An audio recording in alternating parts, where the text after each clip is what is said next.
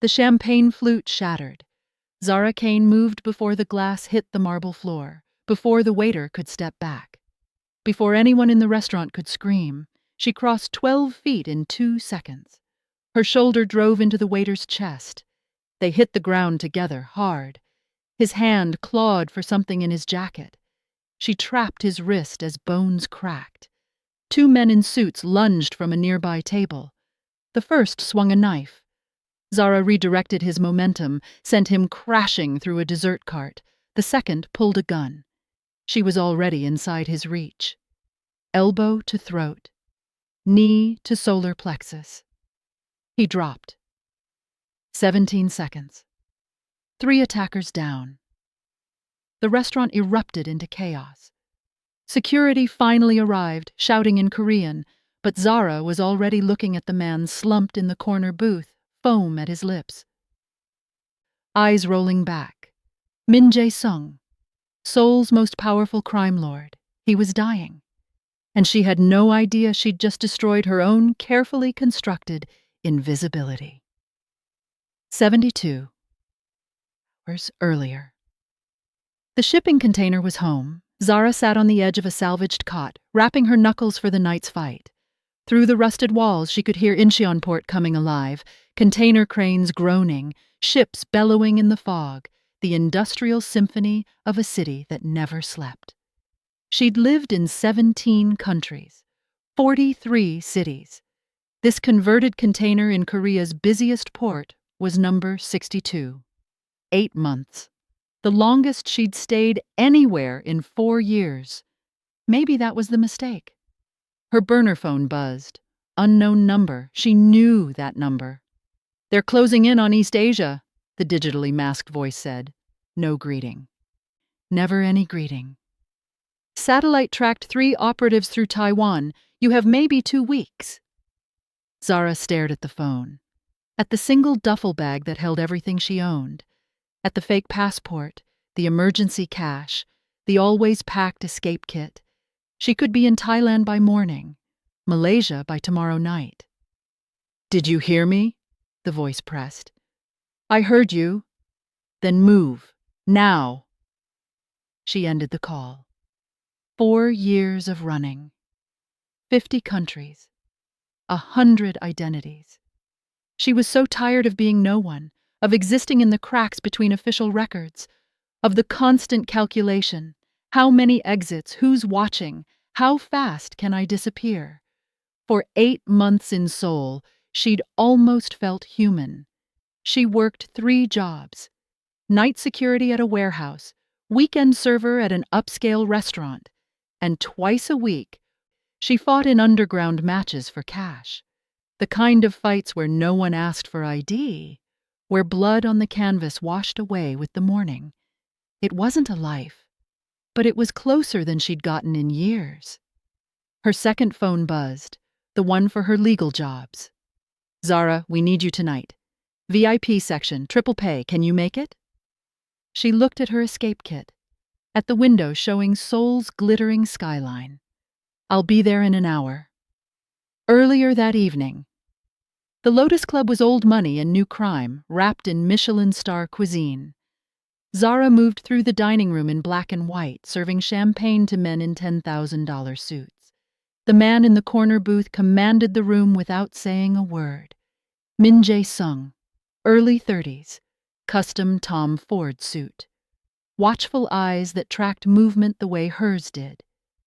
2 bodyguards flanking him, both with barely concealed weapons. She'd heard the whispers. Cheongryong Syndicate. The Blue Dragon. One of Seoul's most powerful organized crime families, generations deep. Arms, real estate, construction. Legitimate businesses hiding rivers of illegal money. She delivered champagne to the adjacent table. Felt his eyes on her. Not sexually. Analytically. He was calculating threat levels too. That's when her instincts screamed. The waiter approaching Jae-sung's table moved wrong, too precise, too focused. His weight was forward on his toes, ready to react, not serve. His right hand stayed close to his jacket pocket. Zara set down her tray. The waiter reached Jae-sung's table, smiled professionally, set down the champagne flute. Jae-sung reached for it. Zara saw the waiter's hand twitch toward his pocket, saw something in his eyes, confirmation, satisfaction. She moved. The glass exploded against marble. Zara's shoulder drove into the waiter's sternum. They hit the floor in a tangle. He was trained. His immediate counterstrike was textbook close-quarters combat. But she was faster, always faster. She trapped his wrist mid-draw. He'd been reaching for a syringe, twisted his arm behind his back. Something snapped. The bodyguards reacted, hands on weapons. But the two diners at the next table were already moving. The first produced a knife from nowhere, slashing at her head. She ducked, rolled, used the fallen waiter as a shield. The knife wielder adjusted, came at her low. Zara caught his wrist, redirected his momentum into a dessert cart. Crystal and porcelain exploded. The man crashed through sugar sculptures and collapsed. The second attacker had his gun halfway out. Too slow. Zara closed the distance before he could aim, elbow to his throat, crushing his windpipe, knee to his solar plexus, folding him in half. She stripped the gun from his hand, ejected the magazine, threw both in opposite directions. He collapsed, gasping. 17 seconds. 3 down. The restaurant erupted. Screaming. Chairs scraping. Jae-sung's bodyguards finally processing what happened. Weapons drawn. Shouting in Korean. But Zara was already at Jae-sung's side. He was convulsing, foam at his lips, eyes rolling back. Poison. Fast-acting. Military grade by the smell. Bitter almonds. Metallic tang. Zara grabbed his jaw, forced his mouth open, checked his airway. To the nearest bodyguard. Call an ambulance. Tell them organophosphate poisoning. He needs atropine. Now. The bodyguard stared at her. Now. He scrambled for his phone. Zara positioned Jae-sung in recovery position. Monitored his pulse, fading fast. She'd seen this before. Different poison, same lethal efficiency, different life, different person. Security finally arrived. 6 men in suits, weapons drawn, shouting. Zara raised her hands, stepped back. Jae-sung's eyes found hers, barely conscious, but aware. Calculating even in dying. He saw her, really saw her. That was the problem. The police questioned her for 6 hours. Zara gave them nothing useful. No, she didn't know the attackers. No, she didn't know why they targeted that specific man. Yes, her reflexes were good because she'd taken self-defense classes. No, she didn't have combat training. Lies wrapped in half-truths. The performance was automatic, second nature. They had no reason to hold her. Technically, she'd saved a life. They released her at dawn. She walked back to her container through Seoul's waking streets, every instinct screaming that she'd made a catastrophic mistake. She'd revealed herself, showed capabilities no civilian server should have.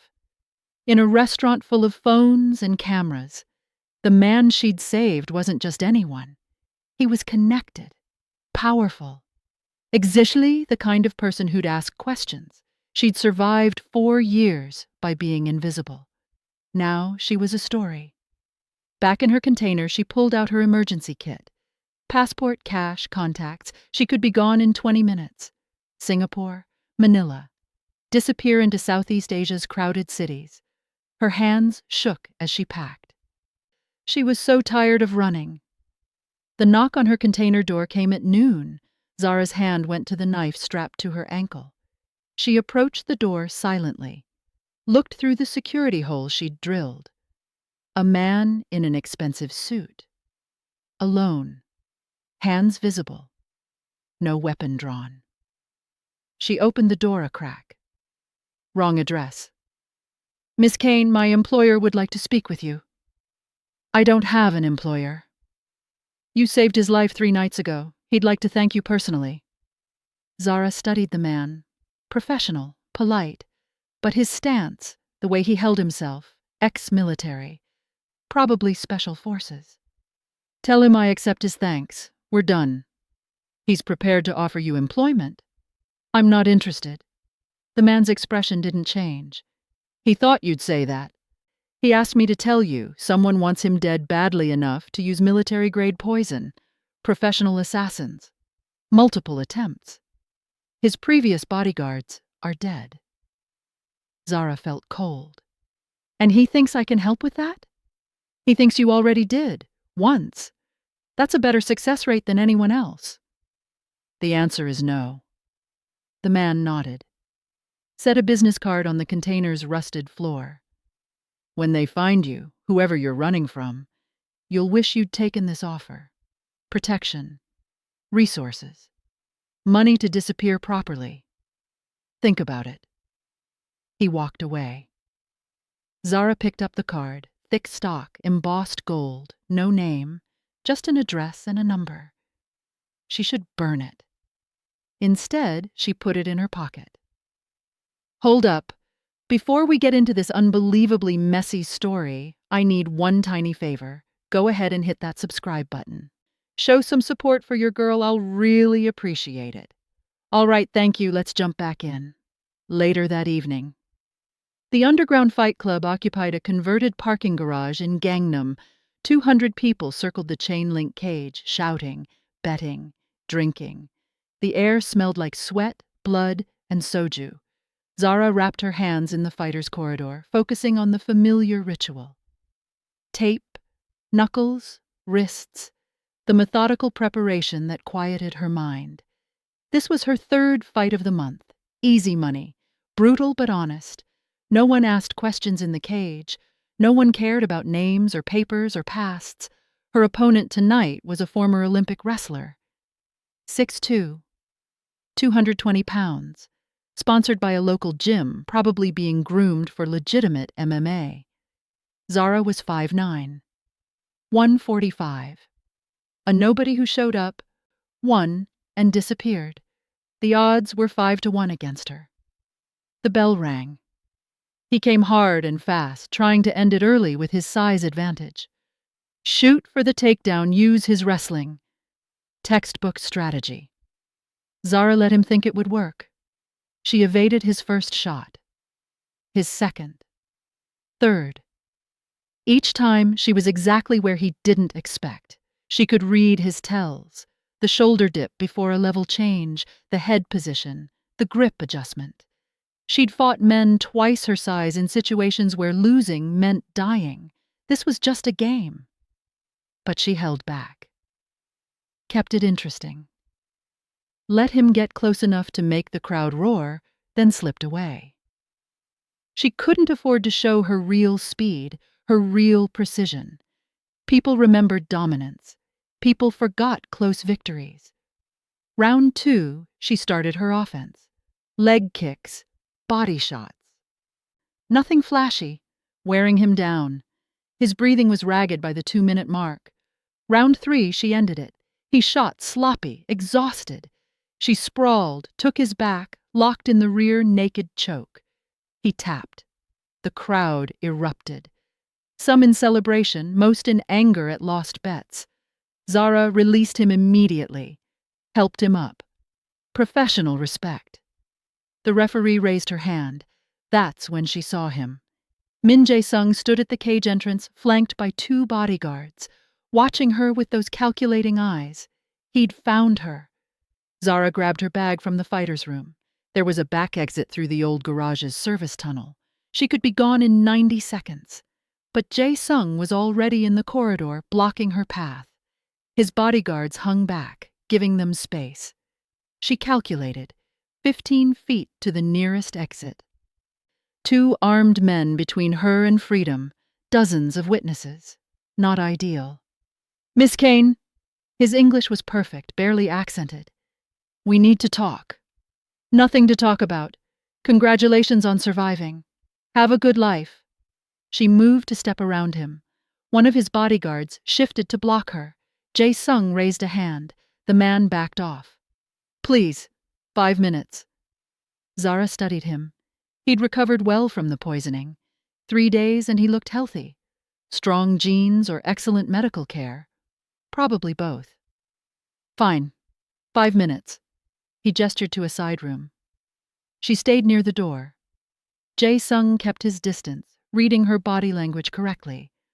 I want to hire you, he said directly. No preamble. As what, entertainment? She kept her voice flat. I saw your world at that restaurant. I don't fit in it. As my bodyguard. She actually laughed. You have bodyguards. 2 outside this door. Probably a dozen more in your organization. They failed me 3 times. You succeeded once. That's a better ratio. Get better guards. I did, all professionals. Military backgrounds, years of experience. All dead or disappeared or bought off. He stepped closer. Someone wants me dead. Someone with resources, patience, and inside information. Traditional protection isn't working. And you think I can help because I tackled a waiter? I think you can help because you identified a military-grade poisoning in under 3 seconds, executed a perfect tactical response to multiple armed attackers, and did it all with reflexes I've only seen in special operations soldiers. His eyes locked on hers. So no. Not because you tackled a waiter. Silence hung between them. I'm not special ops, Zara said. I know, I checked. You don't exist in any military database. You don't exist anywhere. He pulled out a tablet, showed her a document. My people are very good at research. They've cracked government databases in 5 countries. Your background is completely blank. No birth certificate, no immigration record, no credit history, no school records, nothing. Zara's pulse quickened, but her expression stayed neutral. Maybe you have bad researchers. Or maybe you're exactly what I need. Someone with no ties to the Korean underworld. Someone who can't be bribed because they have no official existence to threaten. Someone who can't be bought because they're already a ghost. Maybe I'm a ghost for bad reasons. I don't care. Blunt. Honest. Whatever you're running from, whoever you're hiding from, I can offer you protection. Resources, money. $2 million for the 6-month duration. Private housing. Full legal protection through my organization. Zara's mind calculated. 2 million American dollars. Safe housing was worth more. Legal protection, that was dangerous. It meant entanglement. Visibility. No. 3 million. It's not about money. Then what is it about? She met his eyes. I don't want to be found. Working for you means being visible. Being seen. That's the last thing I need. Jae-sung was quiet for a moment. When he spoke again, his voice was softer. I understand running. I understand hiding. But there's a difference between existing in shadows and living in a cage. He gestured around them. This, fighting for cash, sleeping in containers, moving every few months, this isn't living. It's surviving. Eventually, whoever you're running from will find you anyway, and when they do, you'll be alone. No backup, no resources. I've been alone for 4 years. I'm still here. For how long? Another year? 2? He stepped closer. Work for me for 6 months. Save enough money to disappear properly. Build a real exit strategy, not just running. And if they find you in the meantime, you'll have an entire syndicate backing you instead of facing them alone. Zara wanted to say no. Every instinct screamed to say no. Attachment was danger. Visibility was death. She'd survived by being no one. But she was so tired. 1 month, she heard herself say. Trial period. And I have conditions. Name them. No questions about my past, no fingerprinting, no photographs. No official records that tie me to you. Agreed. But I will run a background check. That's non-negotiable. She almost smiled. Good luck with that. If you prove useful after 1 month, We renegotiate terms. Fair? She should walk away, should run to the port right now and book passage on the first cargo ship leaving Korea. But the exhaustion was deeper than physical. It was soul deep. The exhaustion of being no one, of trusting no one, of the constant vigilance that never, ever stopped. 1 month. She could survive anything for 1 month. Deal. The Chongryong Syndicate headquarters was a revelation. From the outside, it looked like a cultural preservation site. Traditional Hanok architecture, low curved roofs, elegant wooden structures, surrounded by stone walls and manicured gardens. A historical landmark. From the inside, it was a fortress. Zara arrived at dawn with her single duffel bag. Everything she owned fit in 30 pounds. The outer gate looked wooden, but was reinforced steel. The decorative walls concealed cameras and sensors. The peaceful gardens had clear sight lines and strategic positions, beautiful camouflage for a military installation. A man waited in the main courtyard, late 30s, severe expression, expensive suit. He looked at Zara like she was a problem he hadn't anticipated. Park Sang-woo, he introduced himself in English. Second in command. I'll be your direct supervisor. Zara Kane. I know who you are. I'm the one who ran your background check. His tone made it clear what he thought of the results. Nothing. Absolutely nothing. That's either impossible or highly suspicious. Maybe I'm just boring. Boring people have birth certificates. He gestured for her to follow. The boss wants you on 24/7 protection detail. You'll shadow him everywhere. All meetings, all appointments, all travel. You'll sleep in the adjacent apartment suite. You're essentially his shadow. Sounds invasive. It's how we keep him alive. 3 attempts in 2 months. Professional hits. The last one nearly succeeded. They walked through the compound. Traditional exterior, modern interior. Hardwood floors over concrete reinforced with steel. Paper screens hiding bulletproof glass. Every design choice balanced aesthetics with security. There are 47 syndicate members on site, Sang-woo continued. 12 with executive access. You'll meet the key players today. Weekly threat assessment meetings are Wednesdays. Your clearance level is yellow, mid-tier. Enough to do your job, not enough to access sensitive information. Do I get a weapon? After you prove yourself. For now, your observation and intervention only. He stopped, faced her directly. I'm going to be honest. I think this is reckless.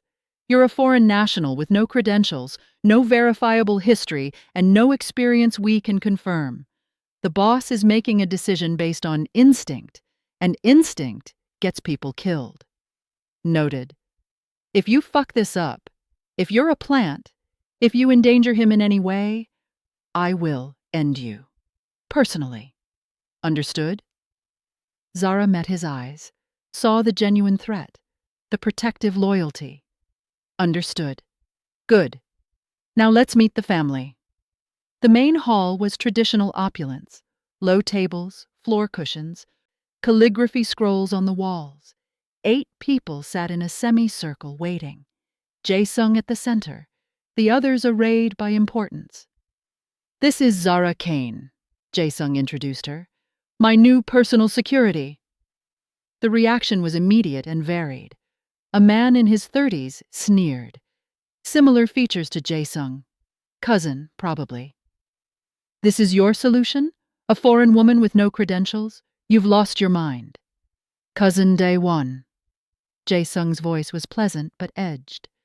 She saved my life when your recommended security firm failed to identify 3 attackers in a public restaurant.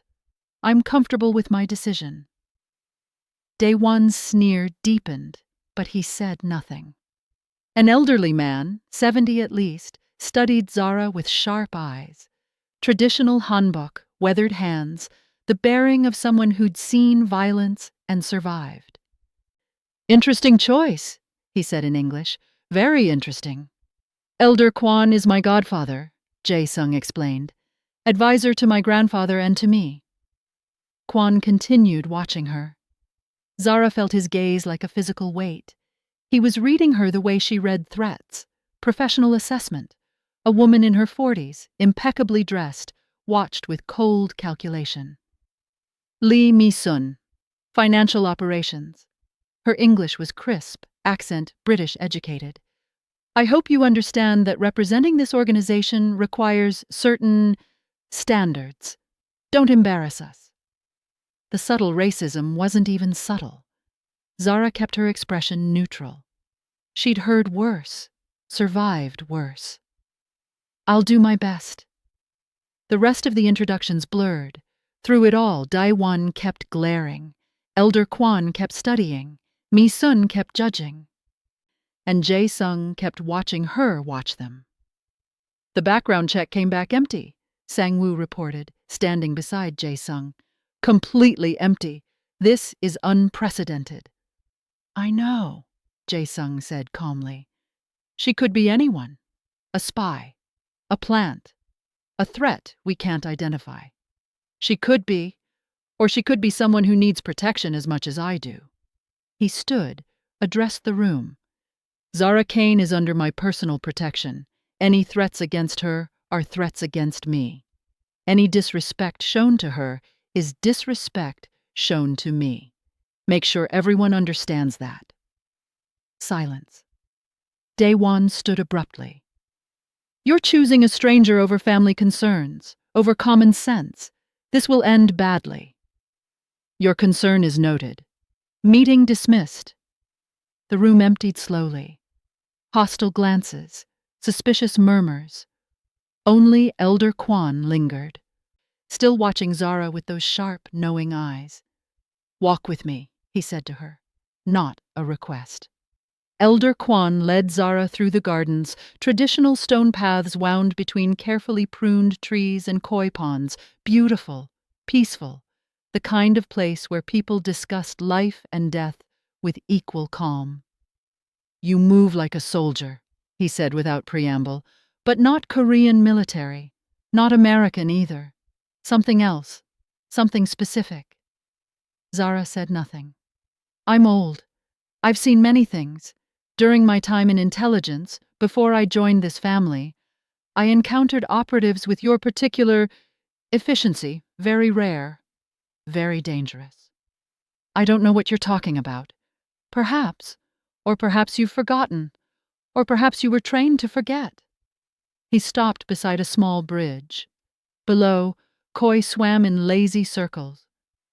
There are organizations that create ghosts, real ghosts. People with no past, no records, no existence beyond their training. I've only encountered 3 in my entire life. Zara's pulse quickened, but her face remained calm. Sounds like fiction. Fiction that just tackled 3 armed men in 17 seconds. He smiled.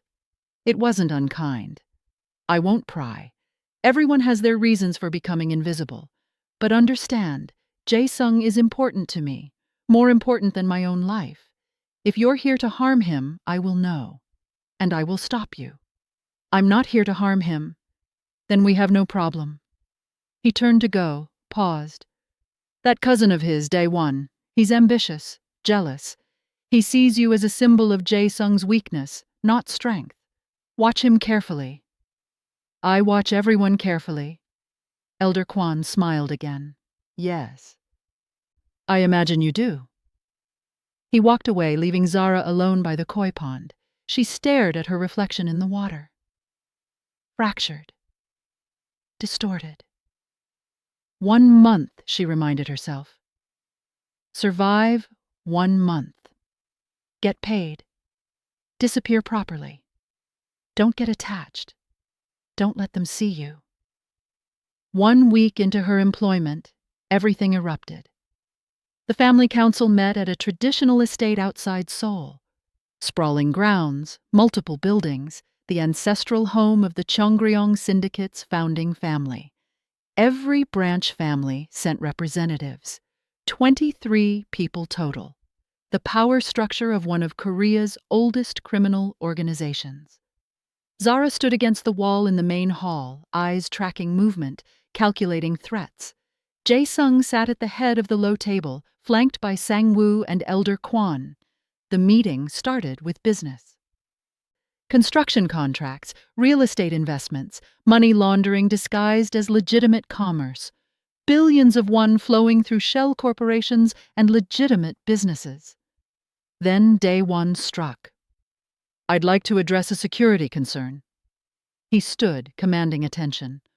"Our leader has become paranoid. 3 assassination attempts have him so rattled that he hired a foreign woman with no credentials, no verifiable background, as his personal bodyguard. This shows weakness, instability, poor judgment." Murmurs around the room, some agreeing, some watching Jae-sung for reaction. "I'm quite comfortable with my decision," Jae-sung said calmly. "Are you? Because I'm not. None of us are." Dae-won gestured to the other families. "You've brought an unknown element into our most secure locations. Someone who could be working for anyone. Police, rival syndicates, foreign intelligence. We know nothing about her. She saved my life. Once. By accident. Maybe. We don't actually know her motives." Dae-won turned to the room. "I propose a vote of no confidence unless our leader can prove his bodyguard is qualified for this position." The room exploded with reactions, support, opposition, argument. Elder Kwon raised a hand. Silence fell immediately. "Dae-won raises a legitimate concern," the old man said carefully. "Trust must be earned, especially in matters of leadership security. I propose a demonstration." Jae-sung's jaw tightened. "What kind of demonstration?" "Let her face 3 of Dae-won's personal security team. Combat demonstration. If she's truly qualified, she'll prove it. If not..." He shrugged. "Perhaps Dae-won's concerns are valid." The room buzzed with interest, bloodsport disguised as practicality. Dae-won smiled. "I accept those terms." Every eye turned to Jae-sung. Political trap. If he refused, he looked weak, protective of an unqualified bodyguard. If he accepted and Zara lost, he lost face and political capital. If she won. But that required her to win against 3 trained fighters. "The decision is Miss Kane's," Jae-sung said quietly. All eyes shifted to Zara. She stepped forward, read the room, the politics, the trap. Dae-won wanted to humiliate Jae-sung publicly, undermine his authority. This wasn't about her qualification, this was about power. "I accept," she said clearly. "When and where?" Dae-won's smile widened. "Now, the courtyard. 3 of my best men. Continuous engagement. You win by incapacitation or submission. And if I win, no more challenges to your position for 90 days. If I lose, you're fired, and my cousin steps down as leader." The room went silent. Dae-won had just raised the stakes catastrophically. This wasn't just about a bodyguard anymore. This was a leadership challenge. Jae-sung stood. "Those terms are..." "Acceptable," Zara interrupted. She looked at Jae-sung. "Trust me." He searched her eyes, saw something there, nodded slowly. "The courtyard in 10 minutes, Elder Kwon announced. "All family members may witness." 23 people formed a circle around the space. Betting was already happening, odds strongly against Zara. 3 men entered. Dae-won's personal security. First was massive, 6'3", 240, former ROK Special Forces by his bearing. Second was lean, quick, Muay Thai stance.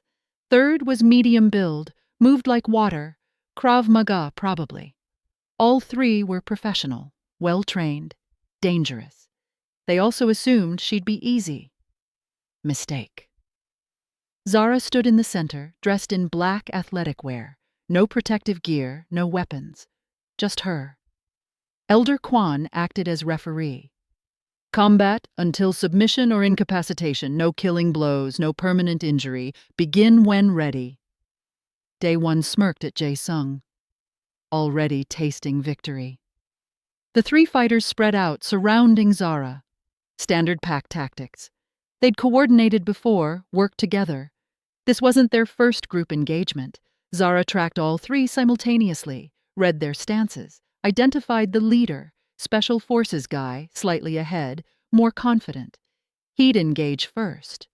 Muay Thai would flank right. Krav Maga would hold back, looking for openings. Special forces moved first, fast for his size embusemichi mimbashimambimbasai. Shoot for a takedown, use his weight advantage. Zara was already gone. She sidestepped, used his momentum against him. As he passed, she struck. Precise blow to his floating rib. Pain, but no real damage. He grunted, spun. Muay Thai came from her right. Roundhouse kick, powerful, aimed at her head. She ducked under it, caught his supporting leg mid-kick, swept him. He crashed hard but rolled immediately. Professional recovery. Krav Maga attacked from behind, silent, efficient. Zara sensed him more than saw him, dropped low, his strike passed overhead. She struck his knee, not enough to break, enough to buckle. He stumbled. 5 seconds. 3 attacks countered. They regrouped. More cautious now. Realized she wasn't a civilian playing warrior. They came together. Coordinated assault, special forces high, Muay Thai low, Krav Maga from the side. Zara moved like water, like smoke. She was never where they expected. Every strike found air, every grab closed on nothing. She led them toward the koi pond. Deliberate positioning.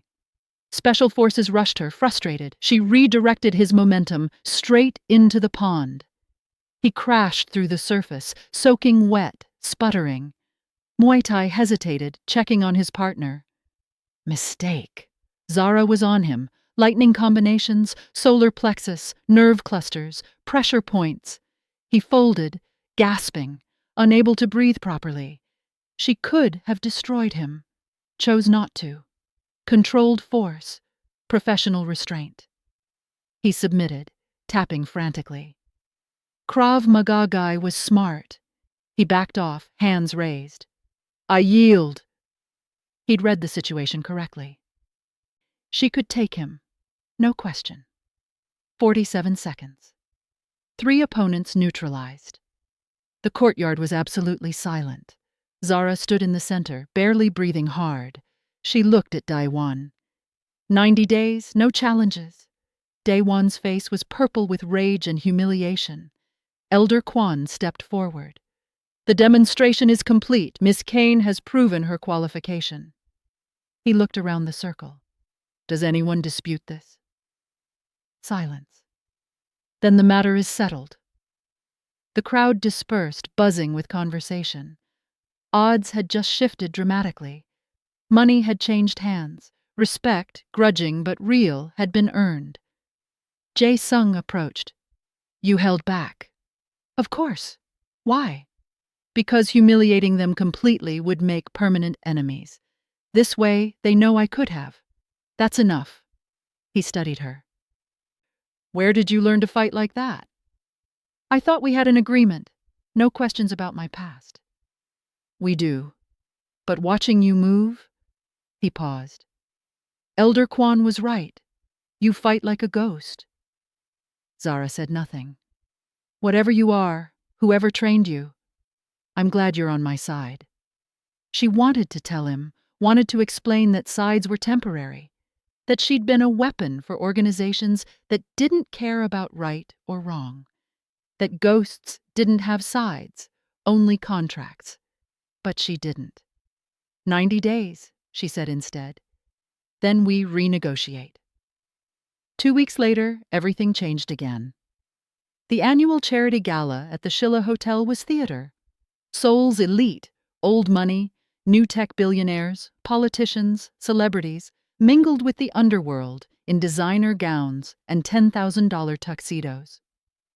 Donations to orphanages and cancer research, champagne and carefully orchestrated ignorance. Everyone knew who funded half the charity work. Nobody mentioned it.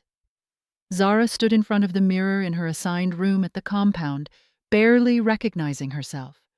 The dress was black silk, elegant and understated, custom fitted, concealed holsters sewn into the lining, a small knife strapped to her thigh, earpiece disguised as jewelry. Her hair was professionally styled, makeup applied by someone who knew how to enhance without transforming. She looked expensive, polished, like she belonged. The woman in the mirror was a stranger. "Ready?" Sang-woo knocked, entered without waiting. He looked her over, nodded approval. "You clean up well. Remember, you're the boss's executive assistant tonight. Bodyguard would be too obvious. Stay within 10 feet of him at all times. Smile politely. Say nothing controversial. I know how to play a role." "Do you?" His eyes were sharp. "Because the last 2 weeks you've been impressive. Almost too impressive. Makes me wonder what other roles you've played." 90 days, no challenges. That was the deal. The deal was about your position, not about my suspicions. He handed her a small clutch purse. "Phone. Emergency beacon. Credit card under the name on your fake ID. Try to blend in." She took the purse. "Sang-woo, do you ever stop being suspicious?" "No. That's why I'm still alive." Fair point. The grand ballroom was opulence embodied. Crystal chandeliers, orchestra playing classical Korean music, ice sculptures, tables laden with delicacies, 500 people networking, schmoozing, calculating advantages. Zara entered 3 steps behind Jae-sung, playing her role, the professional assistant, invisible until needed. But she wasn't invisible. Heads turned. Whispers followed. The exotic curiosity. The unexpected presence. A black woman at Seoul's most exclusive event, attending to the city's most notorious crime lord. She felt every stare, every judgment, every microaggression wrapped in politeness. A socialite approached, dripping diamonds. "Oh my, Jae-sung, is this your new assistant?" The pause was deliberate, loaded. "Yes, Miss Kane is invaluable to my operations." "I'm sure she is." The woman's smile was sharp. "Are you a singer? A model? You must be so talented." Zara recognized the game.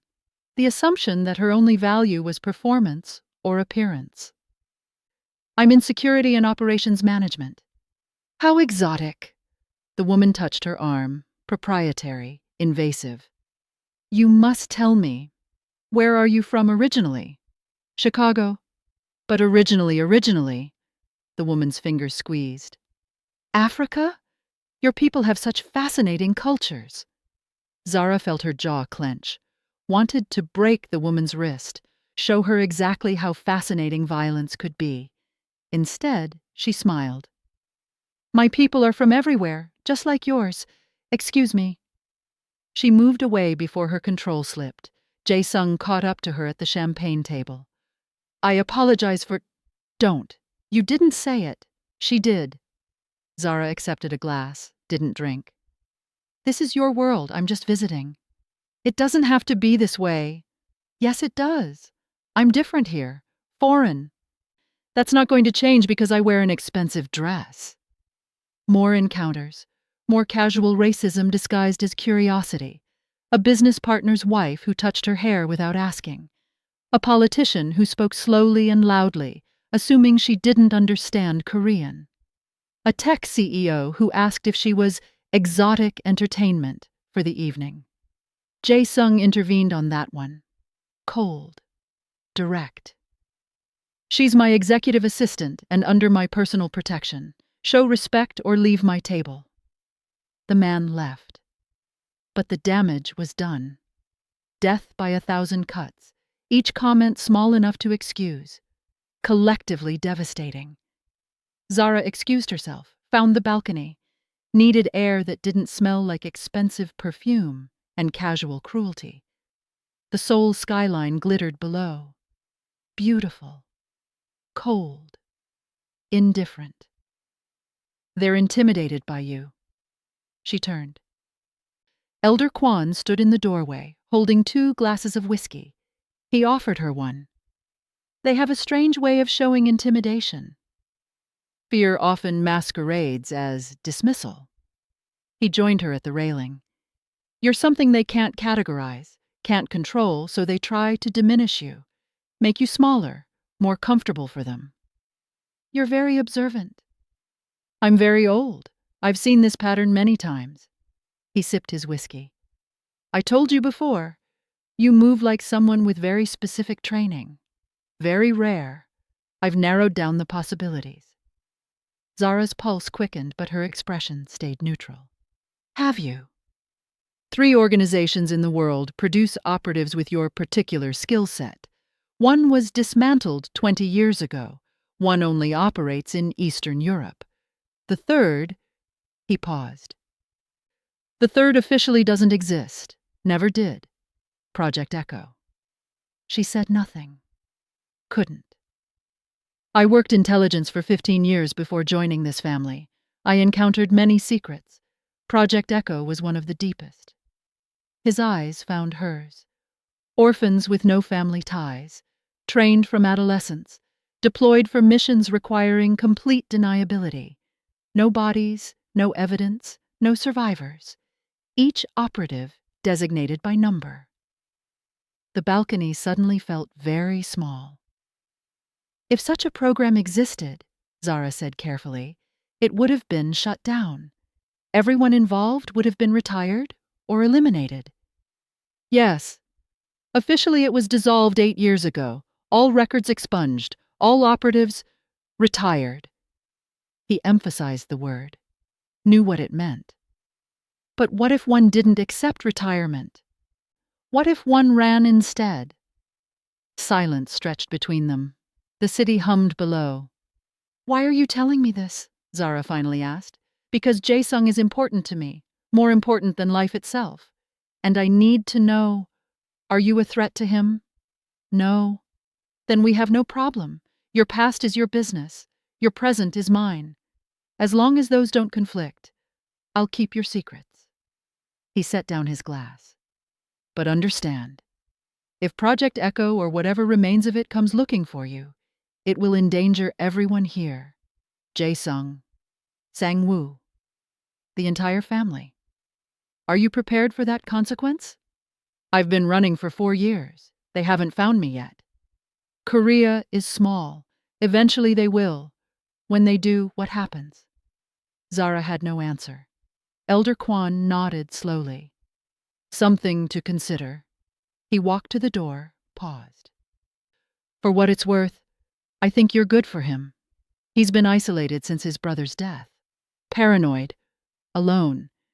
You've given him something to protect besides himself. That's valuable. He left. Zara stood on the balcony staring at the city, feeling the walls closing in, 4 years of perfect invisibility unraveling in 3 weeks. She should run. Right now. Disappear before... Movement in her peripheral vision. A photographer, wrong position, wrong equipment, wrong everything. Her instinct screamed. He was positioned near the service entrance, professional camera with telephoto lens. But his stance was wrong. Too tense, too focused. Surveillance, not journalism. Zara moved smoothly through the ballroom, tracking him.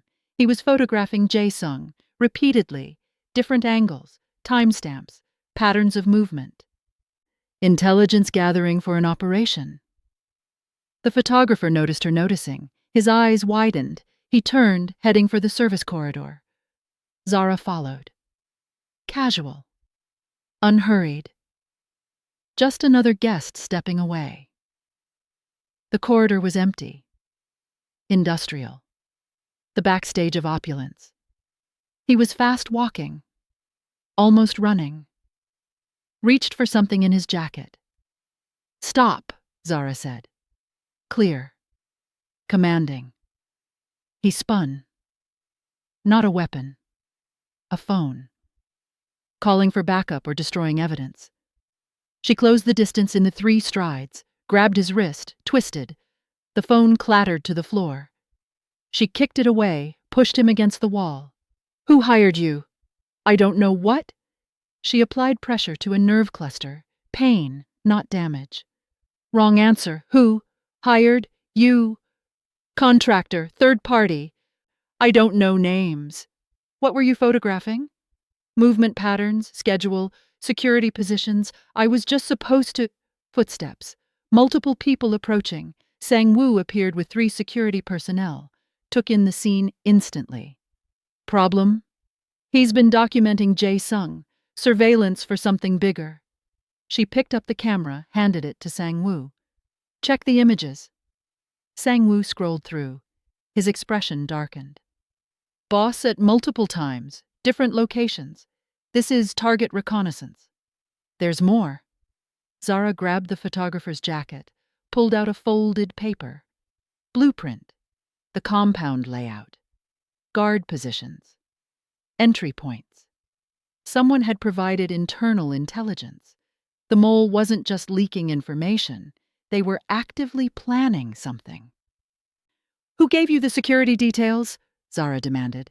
I don't know. Everything came through encrypted messages. I just followed instructions.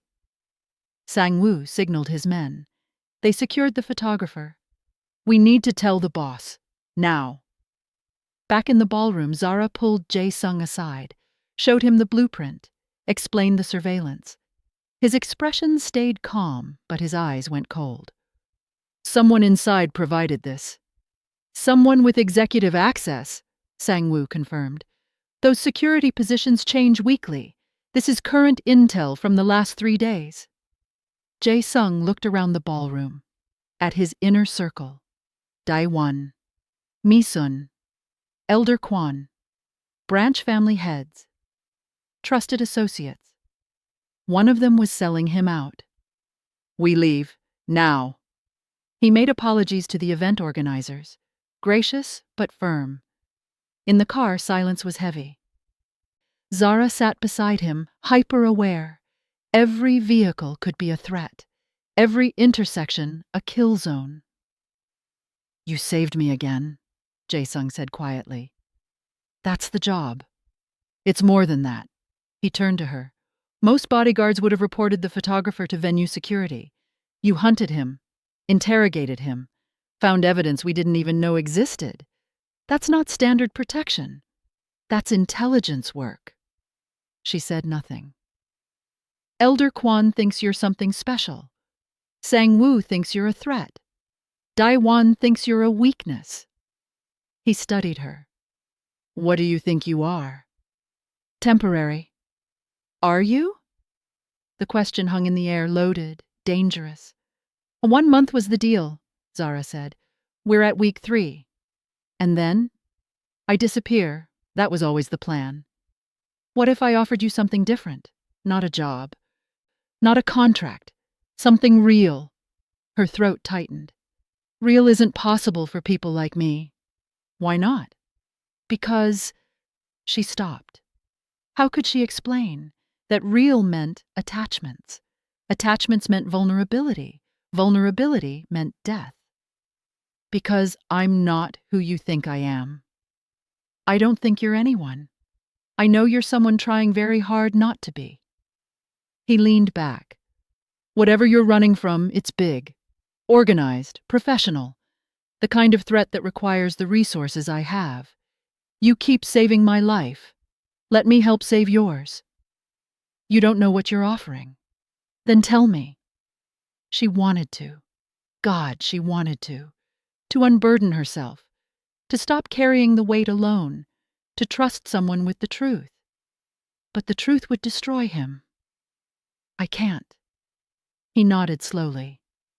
Disappointed but not surprised. When you're ready, if you're ever ready, the offer stands. They arrived at the compound. Extra security, heightened alert. Everyone watching, everyone. The mole was still out there.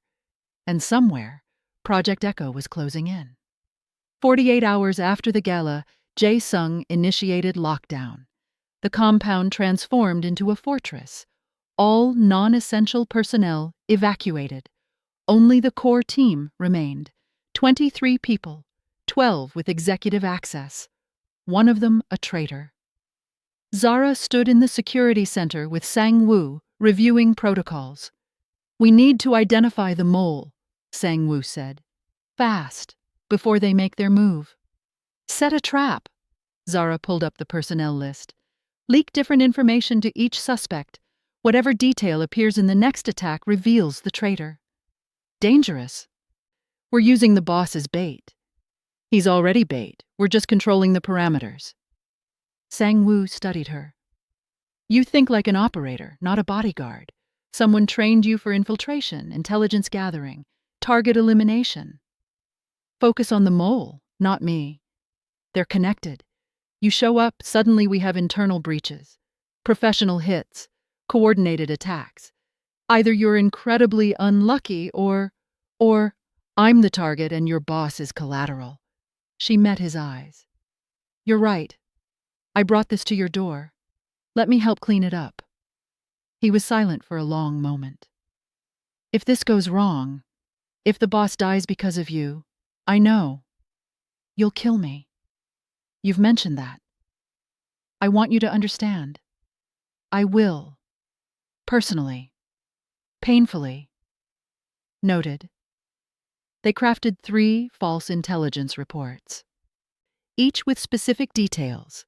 To day 1, shipment arriving at Port A, Tuesday 3 a.m. to Misun. Meeting with Russian contacts, Wednesday, downtown location. To Elder Kwan, emergency relocation to safe house. Thursday morning, Jae-sung approved the plan. "Whoever the information leaks to will be ready." But Zara's instincts screamed. 3 days was too long. The enemy was closer than that. She was right. 3 a.m. Zara was on perimeter patrol when alarms shrieked. Simultaneous breaches at 4 points, coordinated, professional. Military precision. She sprinted to Jae-sung's quarters, found him already awake, weapon in hand. Sang-woo burst through the door seconds later. 12 hostiles, full tactical gear. They're not trying to sneak. This is a direct assault." "Echo team," Zara said. She knew their pattern, their efficiency. "They're here for me." Gunfire erupted outside. Jae-sung's men engaging, shouting, screaming. "We need to move. Now!" Zara grabbed Jae-sung's arm. "Where?" "Central courtyard. It's what they want. Open space for extraction. We give it to them, but on our terms." Sang-woo didn't argue. They moved as a unit, through corridors, past windows showing the battle outside. Jae-sung's men were outmatched. These weren't street thugs. These were soldiers. The courtyard was exactly where the enemy wanted them. 12 operatives in black tactical gear formed a perimeter. Weapons raised, but not firing. Extraction formation. The leader removed her helmet. Woman, 40s, scarred face, eyes like winter. She looked at Zara with something almost like affection. "Echo 7. Her English was unaccented. International training. "Echo 3. You've led us on quite a chase." Zara stepped forward, putting herself between the operatives and Jae-sung. "I'm not going back." "Back? There is no back. Project Echo evolved." Echo 3 gestured to her team. "We're not being retired anymore. We're being redeployed. New identities, new lives, legitimate work for organizations that value our particular skill sets." Legitimacy through servitude, still not free. "Freedom is a myth, 7. We were made to be weapons. At least now we're weapons with healthcare and retirement plans." She smiled. Cold. "The program wants you back. You have value. Skills, experience. Come willingly. And your friends live. Resist. And we're authorized to eliminate obstacles." Jae-sung raised his weapon. "She's not going anywhere." Echo 3 barely glanced at him. "This doesn't concern you." "She works for me. That makes it my concern." "She doesn't work for you. She's using you, hiding behind your organization until we found her. Now we have. Transaction complete. 4 operatives moved toward Zara, coordinated, professional. She recognized their training, knew their patterns, had fought beside people exactly like them. They were her equal. This was going to hurt. The first operative lunged. Zara sidestepped, redirected, struck the nerve cluster in his shoulder. He grunted but adapted, spinning into a kick. She blocked, but barely. He was fast. Second operative attacked from behind. She sensed him, dropped low, his strike passed overhead. She swept his legs. He rolled, recovered instantly. Third and fourth came simultaneously, high and low. Classic pincer. Zara jumped, twisted in midair.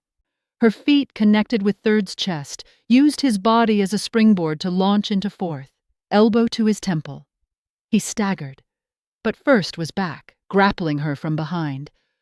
Professional submission hold. She had seconds before passing out. Zara drove her heel into his instep, threw her head back into his nose, felt cartilage crunch.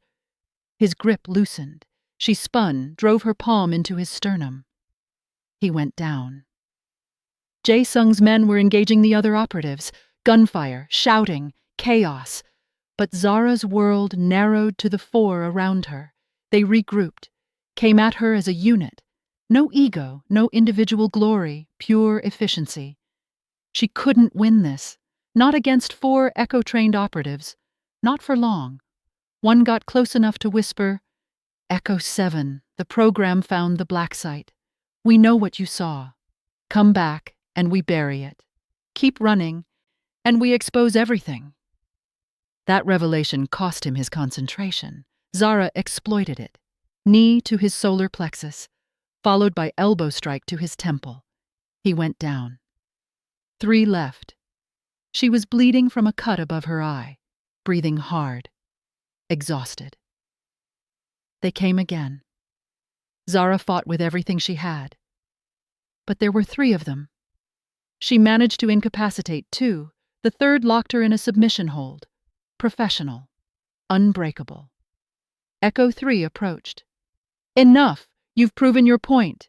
You're still one of us. Now come home." "I have no home." "You do. With the program, with your family. We're the only ones who understand what you are." She crouched to Zara's level. "You can't beat us. There are 40 operatives left globally. We'll keep coming, generation after generation, until you submit or die." Zara. Gasping. "Then I'll keep fighting." "Why? For what? For him?" She gestured to Jae-sung. "He doesn't know you. Not really. When he learns what you've done, who you've killed, he'll hate you. They always do." "Maybe, but that's my choice to make." Something shifted in Echo 3's expression. Surprise. Maybe even respect. "You really think you can just choose a different life? After everything we've done? Everything we are?" "Watch me." Long silence. The courtyard was eerily still. The battle had stopped. Everyone watching. Echo 3 made a decision. "Release her." The operative holding Zara hesitated. "Ma'am, I said release her." He did.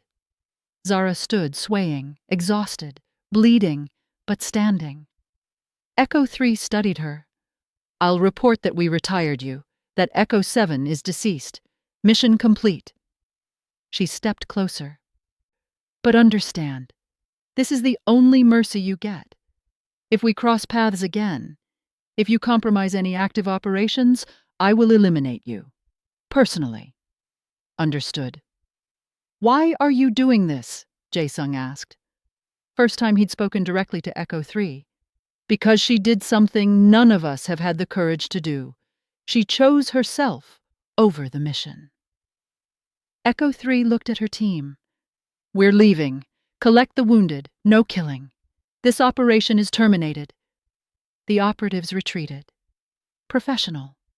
In 90 seconds they were gone. Silence descended on the compound. Jae-sung approached Zara. "Echo 7." She couldn't meet his eyes. Yes. What else haven't you told me? Everything. The truth. All of it. The weight of 4 years of running, of lies, of desperate survival. Everything, she whispered. Dawn broke over Seoul. The compound was damaged but secure. Jae-sung's men were wounded but alive. The threat was gone. For now. Zara sat on the rooftop garden, blood cleaned from her face. Exhaustion bone deep. She'd been awake for 36 hours. Jae-sung found her there, sat beside her, said nothing. They watched the sun rise over the city. Echo 7, he finally said. That's what they called you. Yes. Tell me. So she did. All of it. The truth she'd buried for 4 years. My name, my real name, was Amanda Williams. I was 11 years old when they took me. Refugee camp. War-torn region. My parents were dead.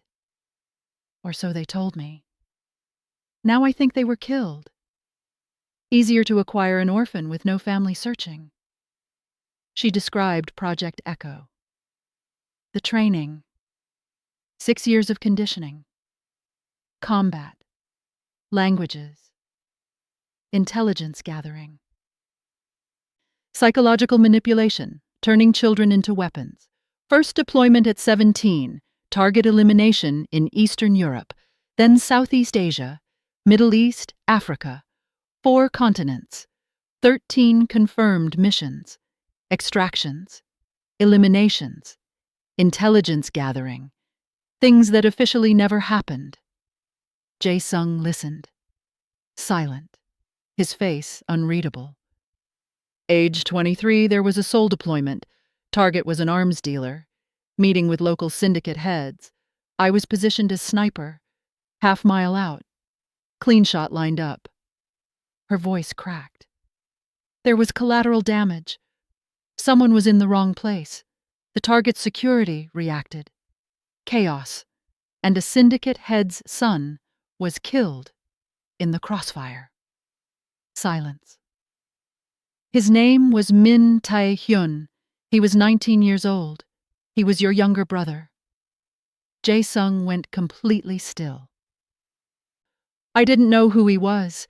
Didn't see his face until after. Just another casualty. Acceptable losses. That's what they told me. Tears finally came.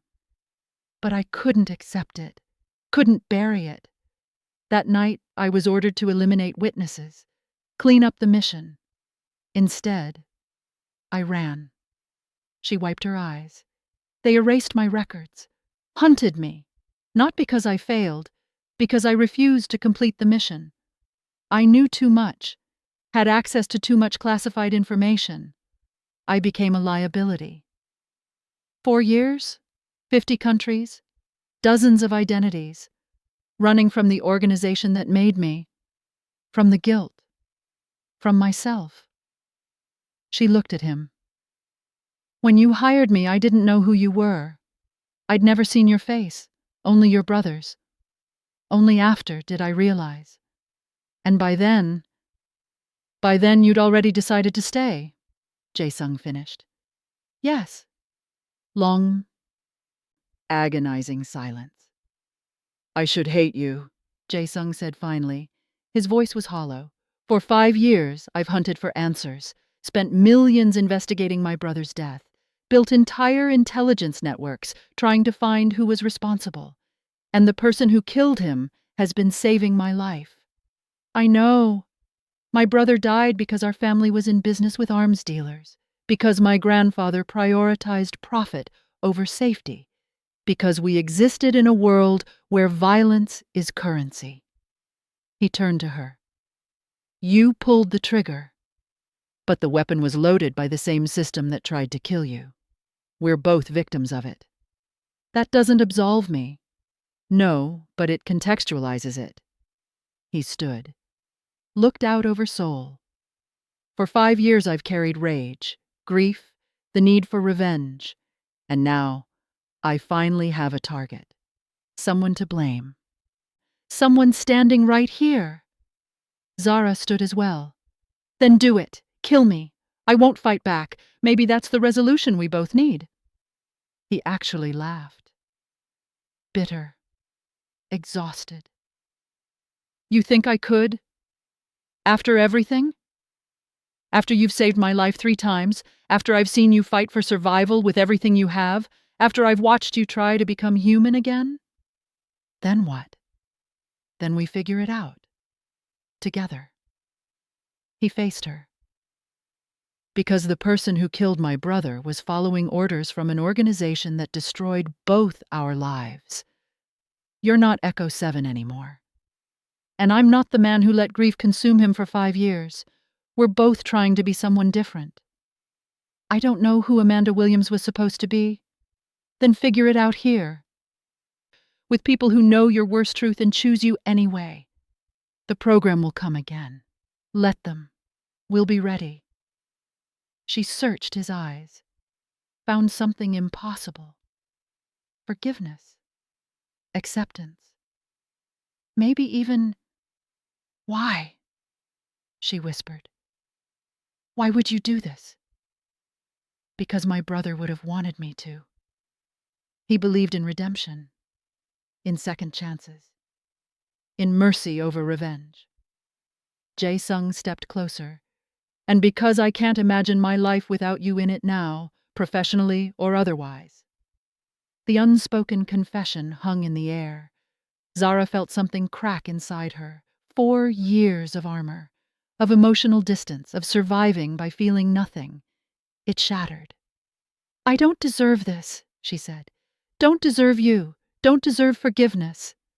"Probably not. But you have it anyway." They stood inches apart, the city waking below. The sun warm on their faces. Jae-sung reached up, gently touched the cut above her eye. "You're bleeding." "I've had worse." "I know." His thumb traced her cheekbone. "But you don't have to anymore. Not alone." The moment stretched, charged, inevitable. He leaned in. She didn't move away. His lips almost touched hers. "Boss!" Sang-woo burst onto the rooftop. "We found the mole!" They broke apart. The spell shattered. Sang-woo didn't seem to notice the tension. "Day 1. We traced communications. He's been coordinating with the program for 3 months.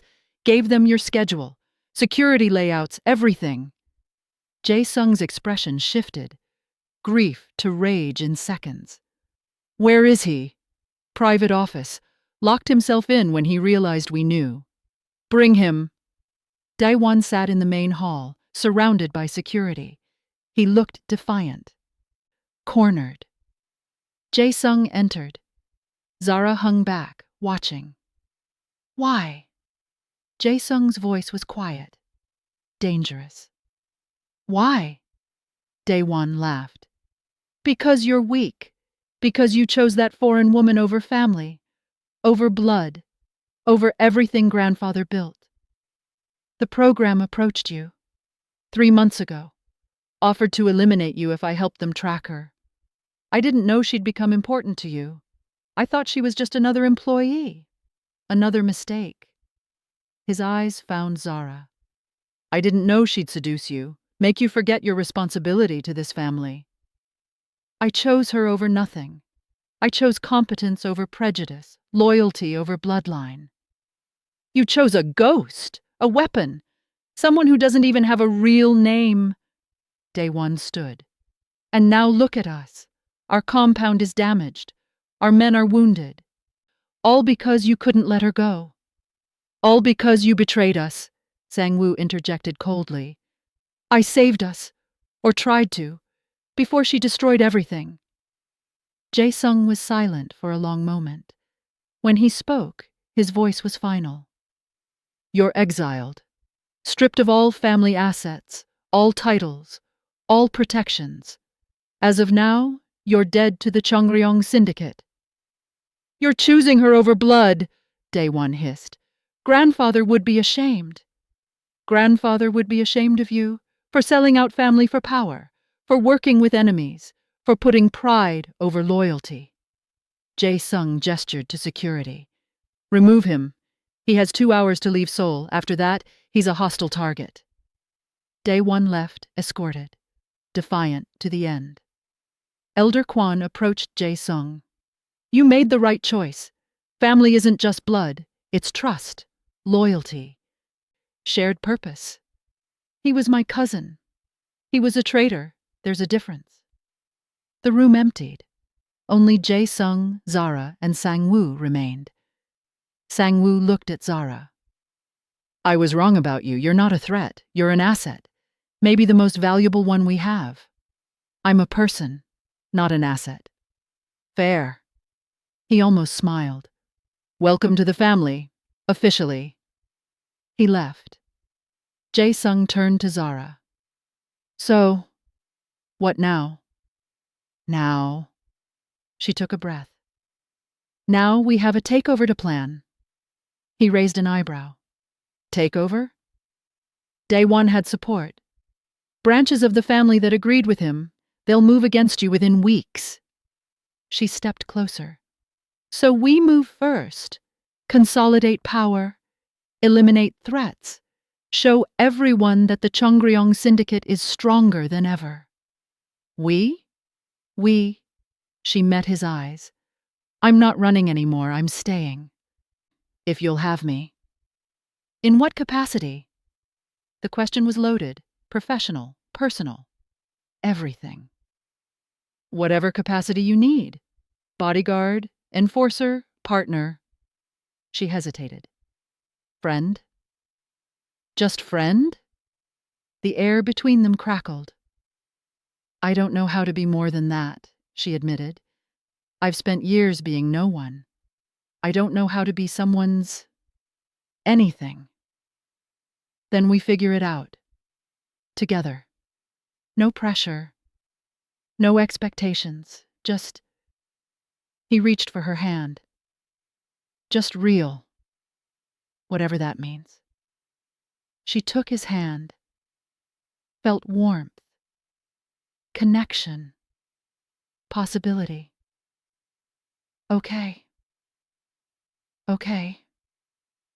They stood in the damaged hall, surrounded by the aftermath of violence, of betrayal, of truth finally spoken. The sun was fully up now. A new day. A new beginning. Zara smiled. For the first time in 4 years, genuinely. So, that takeover? Jae-sung laughed. Let's plan it. Thank you for watching till the end. If this story touched you, inspired you, or took you on a journey, don't leave without hitting the like button. Subscribe if you haven't, and switch your notifications on. You don't want to miss what I got coming up. Make sure to drop in the comment section where in the world you're watching from. We're building a global community of story lovers here, and your voice is part of it. See you in the next one. Have a great day.